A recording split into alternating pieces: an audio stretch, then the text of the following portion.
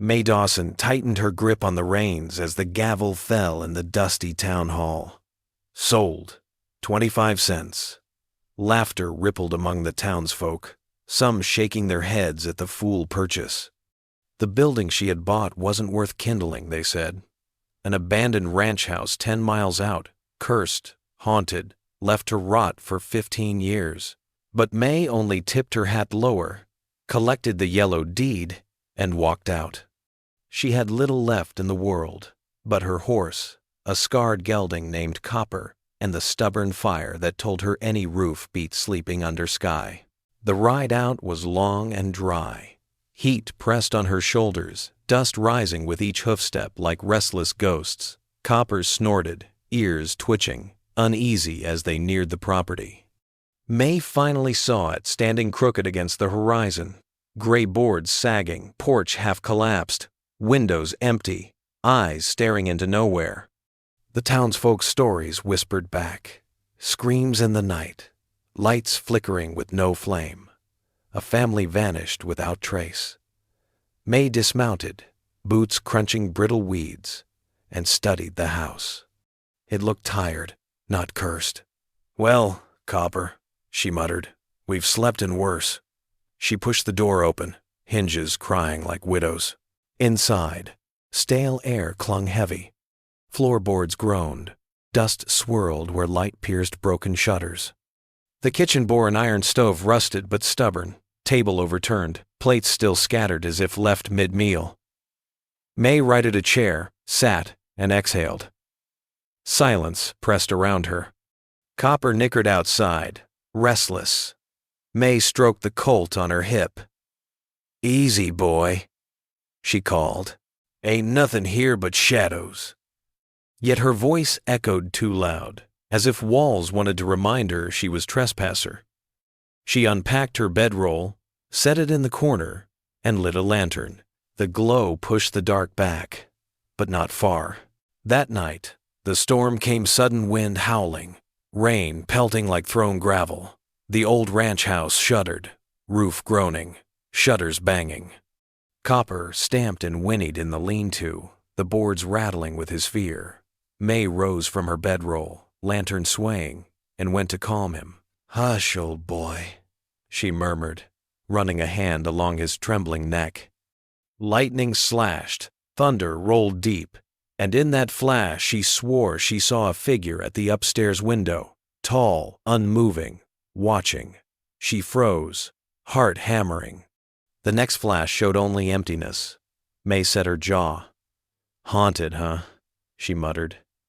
"We'll see." Sleep came hard, fractured by dreams.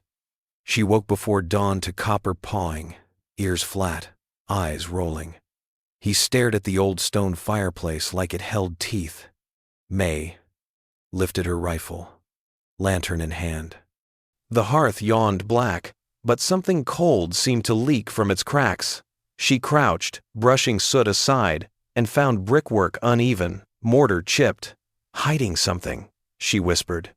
She pressed one brick, shifted slightly, hollow behind. A draft carried the faint stink of rot. Copper whinnied sharply, backing against the stall. May replaced the brick, heart pounding. Whatever the house kept, it hadn't wanted her finding. Later, May saddled up and rode to town for supplies. The general store fell quiet when she entered. Jensen, the keeper, raised his brows. "You're still alive, then?" May's lips curved dry. "Disappointed?" He shook his head. "No one's lasted a night in that place since McCready family vanished. Folks say the house keeps their ghosts." May set flour, beans, and coffee on the counter. "Ghosts don't eat, men do," an old ranch hand muttered. "She'll learn." May ignored him, paid her coin, and left. Outside, the sky was wide and pitiless. She felt every pair of eyes watch her go. Back at the ranch, she patched shutters, swept dust, set the stove to work. It felt almost like a home, if she ignored the chill that lingered in corners. That evening, she sat on the porch with Copper tied close, rifle across her knees. Coyotes yipped in the distance. The air was still, too still. Then she heard it, a faint scraping, like nails across stone. She rose, lantern high, and followed the sound to the fireplace. It came from behind the bricks. Copper screamed, reared against the rope. May's hand tightened on the rifle. "All right," she growled. "Show yourself." She pried the loose brick free. Dust choked the air. Behind it gaped a cavity large enough for a man's arm. She reached in, fingers brushing cloth, brittle paper, something metal. She pulled out a bundle wrapped in oilskin, blackened with age. Inside, ledgers, maps, letters scrawled in a hand, long dead. The top sheet bore words that froze her claim deeds. Silver Creek Mine. May frowned. That mine had closed 20 years back, swallowed by fire. Yet here were deeds naming McCready and signed by powerful men still living, a secret worth killing for. She shoved the bundle back, skin crawling. Sleep was no companion that night. May lay awake, listening. The house creaked as if footsteps roamed. Once, she swore she heard voices low and urgent, though when she rose, nothing waited. At dawn, she saddled Copper and rode the ridge, eyes scanning. Smoke rose in the distance. 3 riders camped where they could watch her land. May cursed softly. Town gossip traveled fast. Someone knew she'd found more than dust. She turned back, determination settling. If they thought they could scare her off, they didn't know May Dawson. She had buried too much already to give up dirt for free.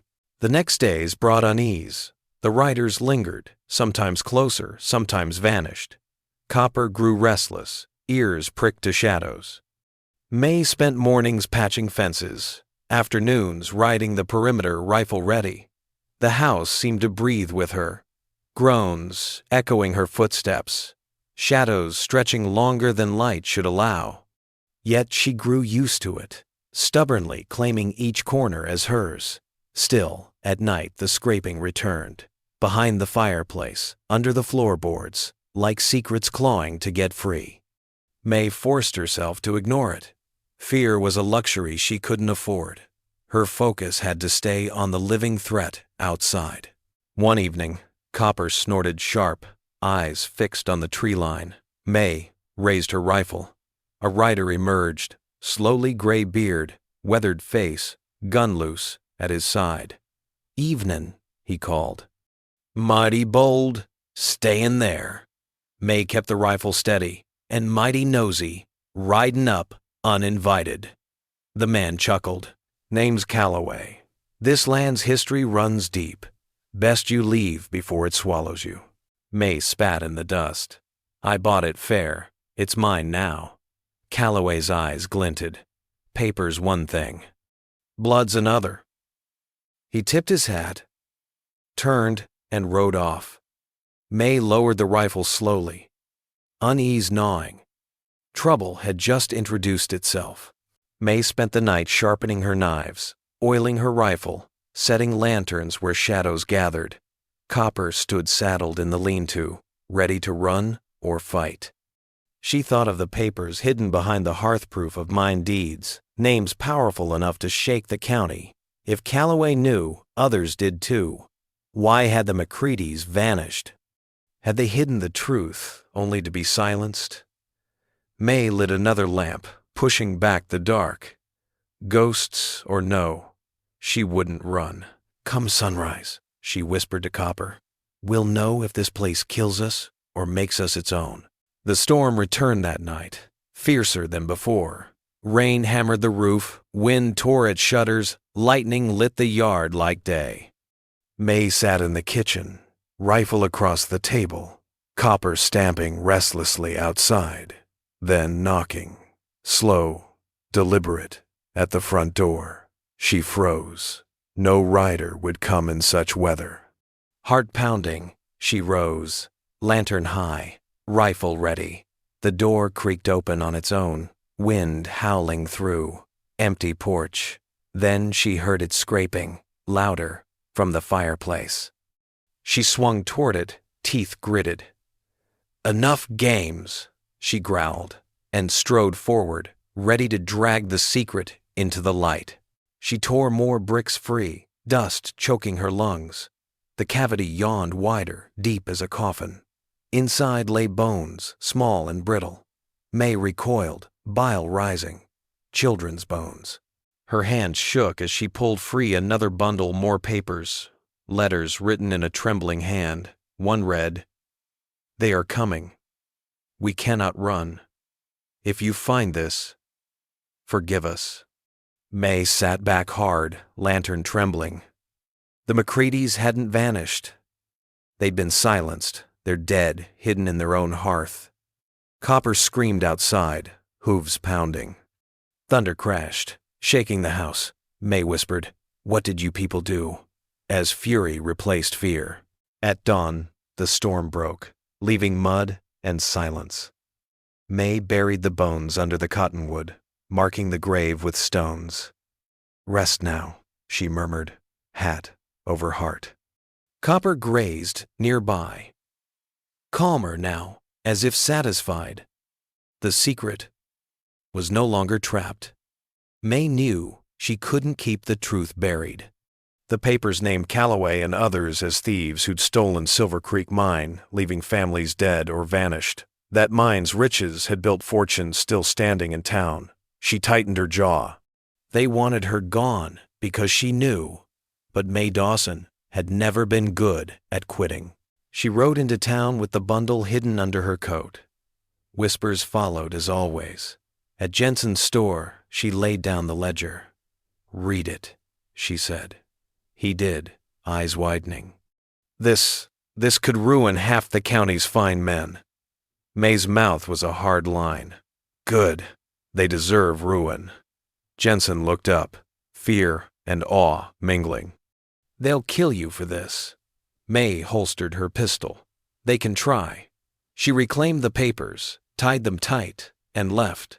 Outside, Calloway waited astride his horse, smile cold. "Careful, girl. Digging ghosts don't bring peace." May swung into the saddle. Neither does silence. That night, she barred the doors and sat by the hearth, rifle ready. Copper stood in the lean-to, ears flicking at each distant sound. May read the letters again by lantern glow. The McCreadys had begged for help, exposed the theft, but no law listened. Instead, they vanished into the very walls of their home. May clenched her fists. "Not me," she vowed. "You won't silence me the same way." Outside, hooves thundered faintly on the ridge. Calloway's men were circling again. May rose, lantern high, and whispered to Copper, "Tomorrow, we fight." His answering snort sounded like agreement. Dawn brought a tense stillness. May saddled Copper, rifle across her back, papers secured. She rode the perimeter, scanning the hills. Figures shifted in the distance, shadows of riders waiting. She returned to the porch, jaw set. They wanted her land, her silence, her life. They'd get bullets first. Hours dragged, heat pressing, until finally the riders came 6 this time, guns low. May stepped forward, Copper at her side, rifle leveled. "Last chance," Calloway called. "Leave the papers, leave the house, and ride, or die here." May's answer was a sharp crack of her rifle. Dust leapt near his boot. The standoff stretched long, each side measuring. Then shots rang, sudden and wild. May fired, ducked, reloaded. Bullets splintered wood, shattered glass. Copper reared, screaming. May held her ground, heart pounding steady. She hit one rider, dropped another's hat. Calloway cursed, spurred his horse forward. May fired again, grazing his arm. He howled, retreating, blood dark on his sleeve. The gang pulled back, dragging their wounded. Silence fell, smoke curling from the porch rail. May lowered her rifle, chest heaving. "Not today," she muttered. Copper pressed close, his body heat grounding her. The house still stood. So did she. That night, May sat by the hearth, the loose bricks gaping like scars. The papers lay spread across the table, proof of greed and murder. She knew more fights would come, that Calloway and his men wouldn't quit, but she also knew she'd found something stronger than fear. The house wasn't haunted by ghosts. It was haunted by truth. And truth, once freed, demanded a voice. May Dawson, the stubborn cowgirl who paid 25 cents for cursed wood and stone, would be that voice. She poured coffee, leaned back, and whispered to the dark, "Let 'em come. This time, I'm ready." The next morning broke sharp and blue, the kind of sky that made lies look thinner. May Dawson saddled Copper, rifle slung, the bundle of papers tied in her saddlebag. Calloway and his men had slunk back into the hills, but she knew it wasn't finished. Truth that threatened men's fortunes never lay quiet. She set her jaw. "We take this to the sheriff," she told Copper. The gelding tossed his head, ready. May wasn't naive sheriffs. In these parts were the pockets of rich men, but if she made the truth public, the liars couldn't bury her so easily. The ride to town was tense. Dust swirled behind her. Shadows moved along the ridges. She knew they followed, waiting for her to slip. In town, heads turned as she dismounted, tying Copper at the hitching post. She walked through the saloon doors, papers clutched under her arm, straight to Sheriff Harlan's desk. He looked up, Paunch straining his belt. "May Dawson, heard you bought yourself a ghost house." She slapped the papers down. "Not ghosts, Sheriff. Murder, theft, names that'll rot this county from the inside." Harlan leafed through the ledger, eyes narrowing. "You know this could get you killed?" May's voice was steady. "I already buried bones on that land. They deserve better than silence." Harlan sat back, whistled low. "Calloway's gonna come at you harder for this. He built his empire on that mine." May crossed her arms. "Then it's time someone tore it down." Harlan eyed her, then nodded. "I'll post guards on your place. But be warned, when men like Calloway fall, they don't fall quiet." May reclaimed the papers, tipped her hat, and walked out. She knew she couldn't trust the sheriff fully, but now the law had seen the proof. Calloway's days were numbered. Back at the ranch, May prepared. She stacked wood near the porch, oiled her rifle, set lanterns around the yard. Copper grazed nearby, restless but loyal. That evening, neighbors trickled in Jensen from the store. Mary Wilkes and her brothers, even two ranch hands who'd once mocked her. "Heard Calloway's stirring trouble," Jensen said. "We ain't fond of him either. Thought you could use help." May blinked, surprised. She wasn't used to anyone standing at her side. "I won't turn it down," she admitted. They built barricades, set watches. The house that had once stood empty now brimmed with defiance. Calloway struck at dawn. 10 riders thundered from the ridge, guns blazing. May and her neighbors answered in kind. Bullets snapped wood, tore shingles, sent dust pluming. May fired steady from the porch, Copper rearing beside her, neighing battle. Calloway bellowed, face twisted, leading the charge. "That land is mine!" he roared. May's reply was a bullet that nicked his hat clean off. The yard erupted into chaos, men shouting, horses screaming, rifles cracking. For a moment, May thought the old house itself trembled, its bones rattling not with fear, but with fury. It seemed ready to fight with her.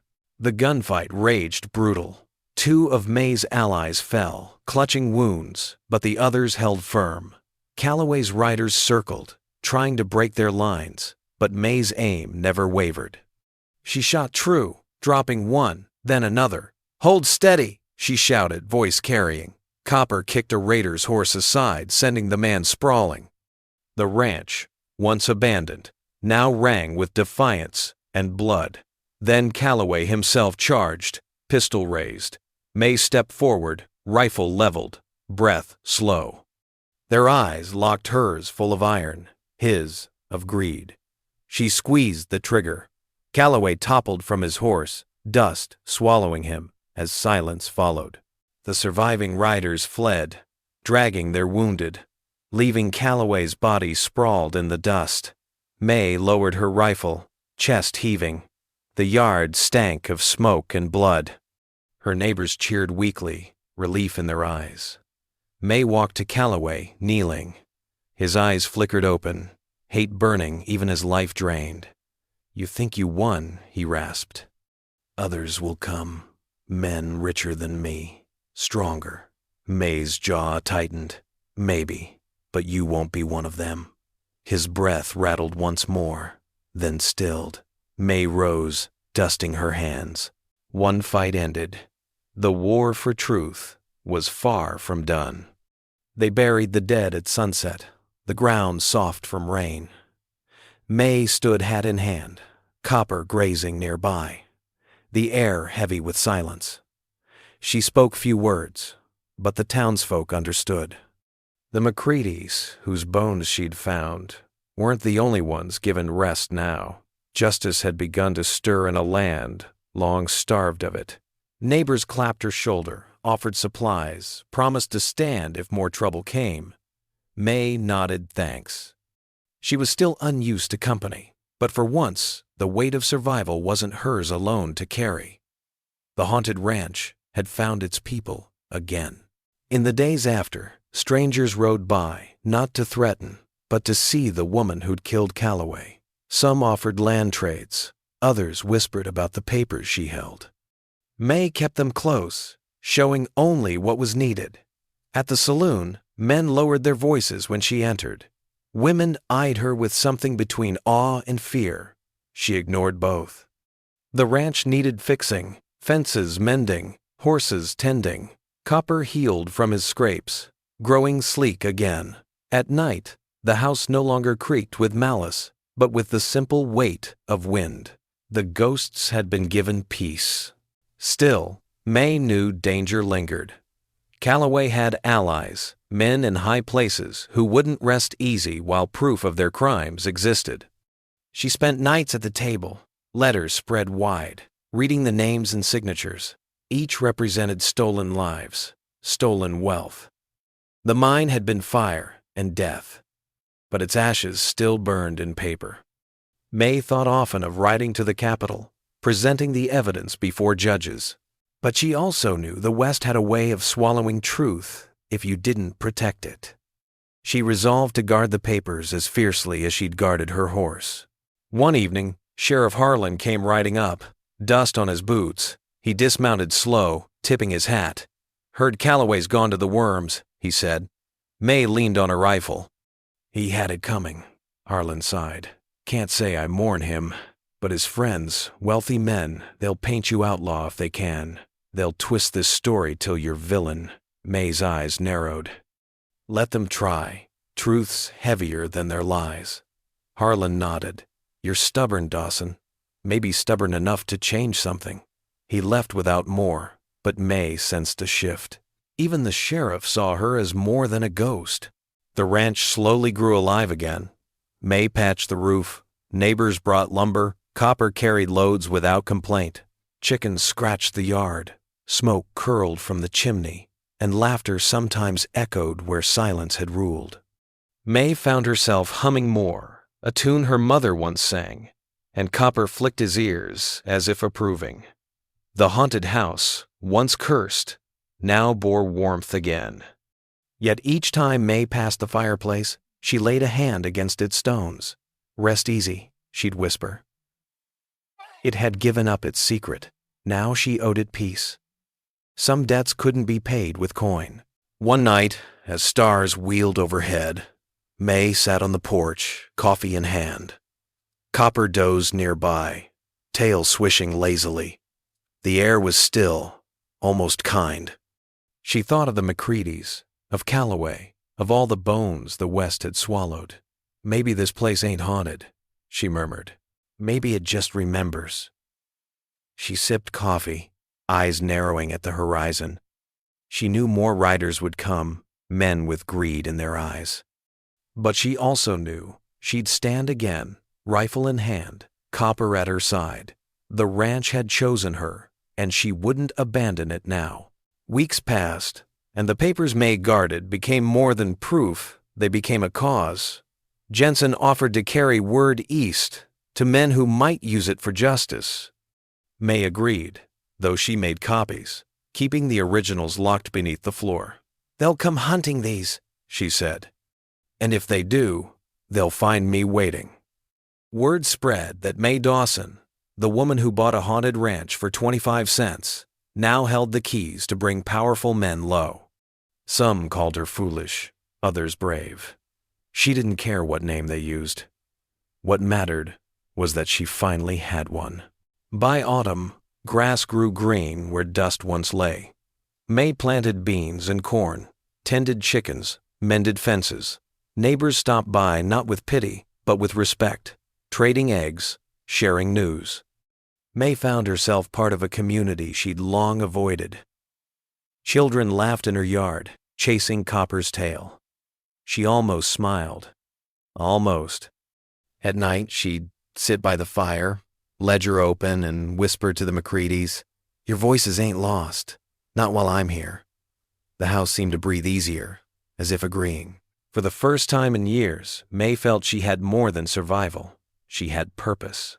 One cold evening, a writer approached a young woman, dust-covered, weary. She knocked, asking for shelter. May studied her, then opened the door. "I don't talk much," May said, "but I can cook." The woman laughed, relief softening her eyes. They ate beans and cornbread by lamplight, and May realized the circle had turned. Once, she had been the stranger seeking a place. Now, she was the one offering it. Copper dozed nearby. The fire crackled, and the house no longer felt haunted at all. It felt like home. The West, for all its cruelty, had finally given something back. Yet May knew peace was never permanent. The West thrived on struggle, and men of greed still walked its dust. She kept her rifle oiled, her papers safe, and her resolve sharp.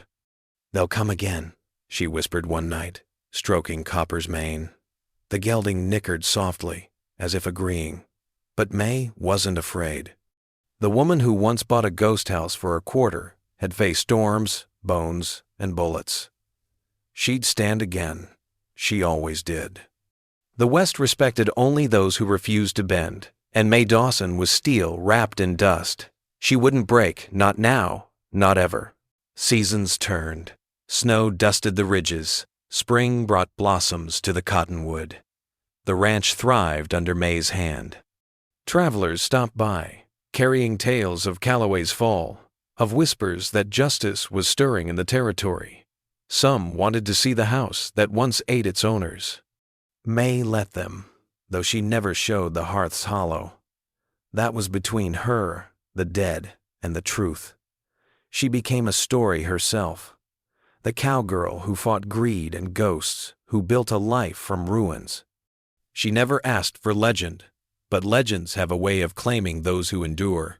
One evening, as twilight bled red across the prairie, May stood on the porch, watching Copper graze.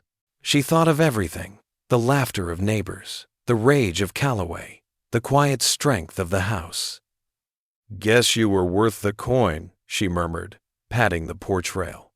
Copper lifted his head, ears flicking, as if in agreement. May smiled faintly. The ranch had been cursed, haunted, abandoned. Now it stood as proof that the West, for all its cruelty, could still be tamed by stubbornness and grit. May Dawson had found her place, and she'd fight to keep it. In years to come, folks would still whisper about the haunted ranch house. Some said the McCrady's ghosts walked its halls. Others swore May Dawson herself had become part legend, half woman, half storm. But those who knew her best said different. They said she was just a cowgirl who refused to quit, who turned bones into justice and curses into a home. And on quiet nights, when the wind rustled the cottonwood and Copper whinnied soft, May would tip her hat to the horizon and whisper, "Come if you dare." This house don't scare easy. Neither do I.